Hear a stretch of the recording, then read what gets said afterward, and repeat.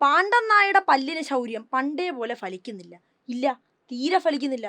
പണ്ടത്തെ പോലെ ഒന്നും അത്രയ്ക്ക് അങ്ങോട്ട് ഏക്കുന്നില്ല. പരിശ്രമിക്കുന്നുണ്ട്, പക്ഷെ എവിടെയോ എന്തോ ഒരു തകരാറ് പോലെ. അടുത്തിടെയായി മോദിജിക്ക് സംഘത്തിനും കോടതികളിൽ നിന്ന് തുടരെ നല്ല കൊട്ട് കിട്ടുന്നുണ്ട്. നിയമസഭ പാസാക്കുന്ന ബില്ലുകൾ ഗവർണർ അനന്തമായി പിടിച്ചു വയ്ക്കുന്നത് നിയമവിരുദ്ധവും ഭരണഘടനാ ലംഘനവുമാണെന്ന സുപ്രീം കോടതി വിധി വന്നതോടെ കാറ്റുപോയ ബലൂൺ പോലെയാണ് രാജ്യത്തെ സംഘമിത്രങ്ങളെല്ലാം. BJP ഭരിക്കുന്ന സംസ്ഥാനങ്ങളിലെ ഗവർണർമാർക്ക് ആകെ ഉണ്ടായിരുന്ന ഒരു എൻജോയ്മെന്റ് ആയിരുന്നു ഈ പരിപാടി.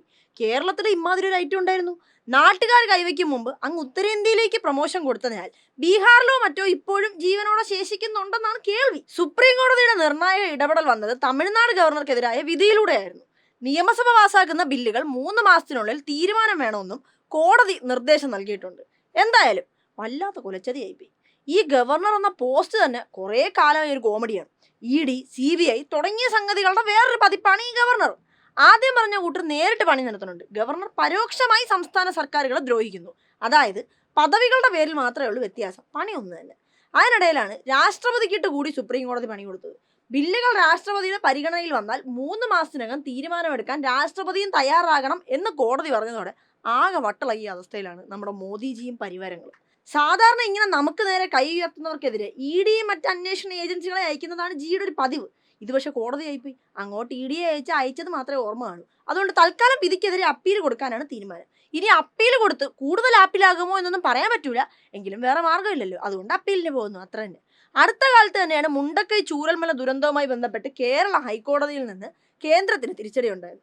ദുരന്തബാധിതരുടെ ബാങ്ക് വായ്പ എഴുതിത്തള്ളുന്നതിനും പുനരധിവാസവുമായി ബന്ധപ്പെട്ട തുക ചെലവഴിക്കുന്നതിനുമൊക്കെ കോടതി ശരിക്കും എടുത്ത് അലക്കിയിരുന്നു കേന്ദ്രത്തെ. നിങ്ങൾ ഈ കലക്കവെള്ളത്തിൽ മീൻ പിടിക്കുകയാണോ, നിങ്ങൾക്ക് വേറെ അജണ്ടയുണ്ടോ എന്നൊക്കെയായിരുന്നു അന്ന് കോടതി ചോദിച്ചത്. ഒടുവിൽ നിൽക്കക്കള്ളിയില്ലാതെ തുക ചെലവഴിക്കാൻ കേരളത്തിന് അനുവദിച്ച തീയതി വരെ കോടതിയിൽ മാറ്റി പറയേണ്ടി വന്നു കേന്ദ്ര വക്കീലന്മാർക്ക്. അതിന്റെ ക്ഷീണം ഇങ്ങനെ മാറി വരുന്നേ ഉണ്ടായിരുന്നുള്ളൂ. അപ്പോഴാണ് അത് അടുത്തത്. ഇനിയിപ്പോൾ രാജ്യത്തുള്ള ഗവർണർമാർക്കൊന്നും പണിയില്ലാത്ത അവസ്ഥ വരാനാണ് സാധ്യത എന്നാണ് എനിക്ക് തോന്നുന്നത്. കാരണം ആകെ ഉണ്ടായിരുന്ന ജോലി ഇത്തരം ഉമ്മാക്കിത്തരം കാണിച്ച് സംസ്ഥാന സർക്കാരുകൾ നടത്തുന്ന വികസന പരിപാടികളൊക്കെ തടയലായിരുന്നു. അതുകൂടെ ഇല്ലാതായാൽ പിന്നെ വല്ല തൊഴിലുറപ്പ് പണിക്കും പോയല്ലാതെ വേറെ രക്ഷയൊന്നുമില്ല. എന്തായാലും സുപ്രീം കോടതിയുടെ വിധി പ്രസ്താവം എടുത്തൊന്ന് വായിച്ചു നോക്കിയാൽ നമ്മുടെ നെഞ്ചളവ് ജിയുടെ നെഞ്ചകം തകർന്നു പോകും. ഗവർണർ ഭരണഘടനയ്ക്ക് മുകളിലുള്ള അധികാരനാകാൻ അനുവദിക്കില്ല. ഭരണഘടനാ പദവി കൈയാളുന്നവർ ഭരണഘടനയുടെ അതിർത്തിക്കുള്ളിൽ നിന്ന് പ്രവർത്തിക്കണം. ഗവർണർമാർ നിയമസഭകളെ മാനിക്കണം. സംസ്ഥാന സർക്കാരും ഒത്ത് പ്രവർത്തിക്കണം. നിയമസഭകളുടെ പ്രവർത്തനത്തിന് വിഘാതം സൃഷ്ടിക്കരുത്. അങ്ങനെ പോകുന്നു ഗവർണർമാർക്കുള്ള നിർദ്ദേശങ്ങൾ. തീർന്നില്ല. രാജ്യത്തെ പ്രഥമ പൗരനുമുണ്ട് കോടതിയുടെ അക്കമിട്ട് നിരത്തിയ കാര്യങ്ങൾ. ബില്ല് തടഞ്ഞു വയ്ക്കാനുള്ള രാഷ്ട്രപതിയുടെ അധികാരം സമ്പൂർണ്ണ വിറ്റോ അധികാരമല്ല. ബില്ലിന് അധികാരം നൽകാതിരിക്കാനുള്ള കാരണങ്ങൾ രാഷ്ട്രപതി വ്യക്തമാക്കണം. സമയപരിധി കഴിഞ്ഞിട്ടും രാഷ്ട്രപതി തീരുമാനം എടുത്തില്ലെങ്കിൽ രാഷ്ട്രപതിക്കെതിരെ കോടതിയെ സമീപിക്കാം. ഭരണഘടനാപരമായ കാരണങ്ങളുടെ പേരിലാണ് തടയുന്നതെങ്കിൽ അതിൽ അന്തിമ തീരുമാനം എടുക്കേണ്ടത് കോടതിയാണ്. അങ്ങനെ നാട്ടിലുള്ള ജനാധിപത്യ ബോധമുള്ള ആർക്ക് സന്തോഷിക്കാനുള്ള കാര്യങ്ങളാണ് വിധി പ്രസ്താവത്തിലുള്ളത്.